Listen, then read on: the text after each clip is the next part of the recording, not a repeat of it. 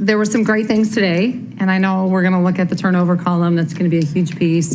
I thought Southern played really hard. I thought they played really well. It's really impressive, actually, to watch a team that's been on the road as much as they have, to be able to come out and play like that. And I think, what a great crowd that we had, we'll continue to have. And just, I love our balance. I love that. I love that we continue to get better. And we got one more game before conference starts.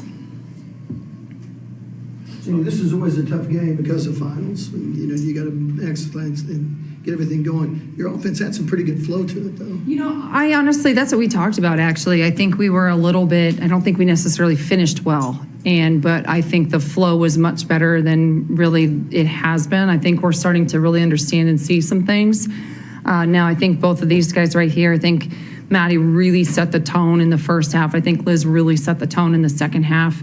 And just doing simple things, whether it's defending, whether it's diving on the floor, whether it's getting rebounds, I think they're doing a great job. I think obviously Madi's scoring ability has been phenomenal. And I just thought Liz really sparked us. And I thought Aubrey Jones did a great job in terms of rebounding to really spark us as well towards, in that fourth quarter. You guys held them just 9 points in the second quarter. Just overall, how did you feel like the defense played today? Well, I thought we settled in a little bit more. I think in the first quarter, I don't know if our communication was at the level it needs to be to start a game. And I think we'd all probably agree with that. I think we had a lot of miscommunication. I think we're better defensively than we were in that first quarter, but you also have to give credit to Southern. I think they made shots. I think they made some plays.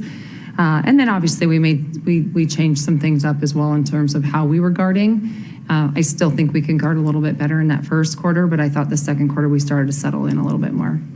Jennie, Madi got 2,000 points today, but that's so difficult to do. People don't, we watch Madi and she plays with ease sometimes, but talk about how special that is.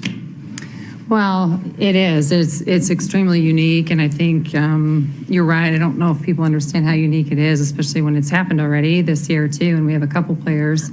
And at the same time, I think what makes Madi so unique is I think her consistency on a daily basis, and that's what gets you to milestones like that. I think she'd trade every point to win every game.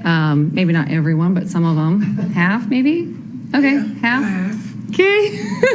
I think honestly, I think sometimes she's too unselfish, and that's where sometimes those turnovers come.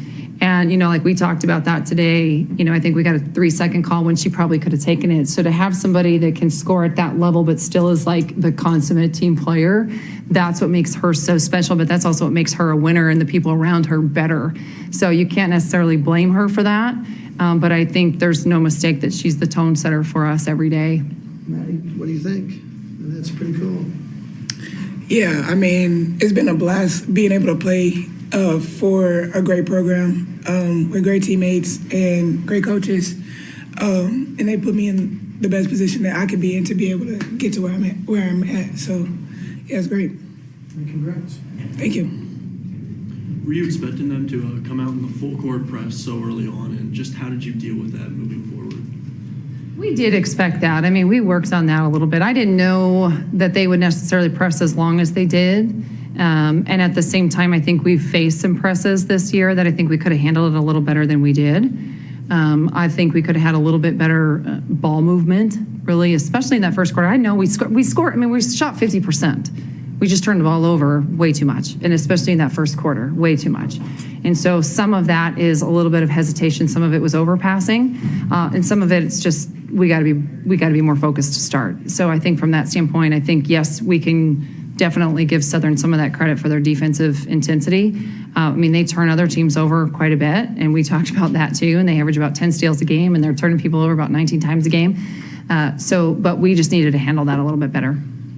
You mentioned the turnovers there. When you pair that with kind of the three-point shooting that you had tonight, not quite as strong as you've had in the past, last year it seemed like that might have been a bigger struggle for you guys. Does it seem like you guys are maturing in that area? And how do you feel like the half-court offense has kind of improved this year? Well, I think that's exactly, I don't even know, one of you was on radio and one was on TV, but we just talked about this, to be honest, and it was, I think one of the things that is making us continue, really propelling us forward, is the fact that even though that first quarter wasn't necessarily great, and our offense never really got into we moved well, we didn't finish well, right? So there weren't the points coming in, right?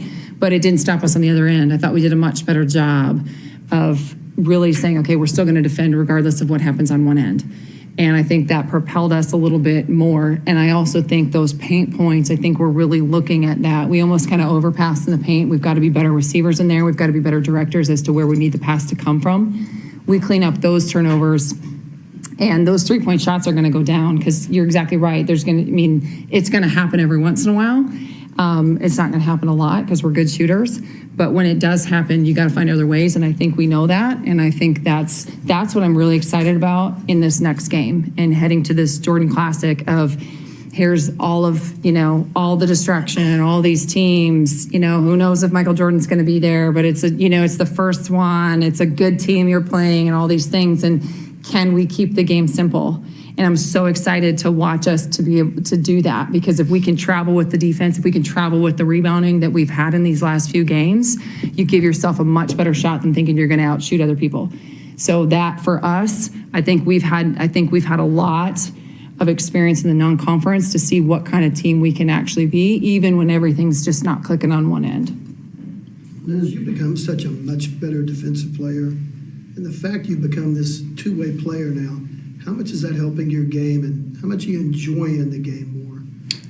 Well, I think I'm starting to learn how to play defense without fouling, and I feel like it helps me be more aggressive. Yeah. So I think that definitely has a big impact on my defensive game. You guys out-rebounded them so much. When you can win the board battle, what does that do for your offense?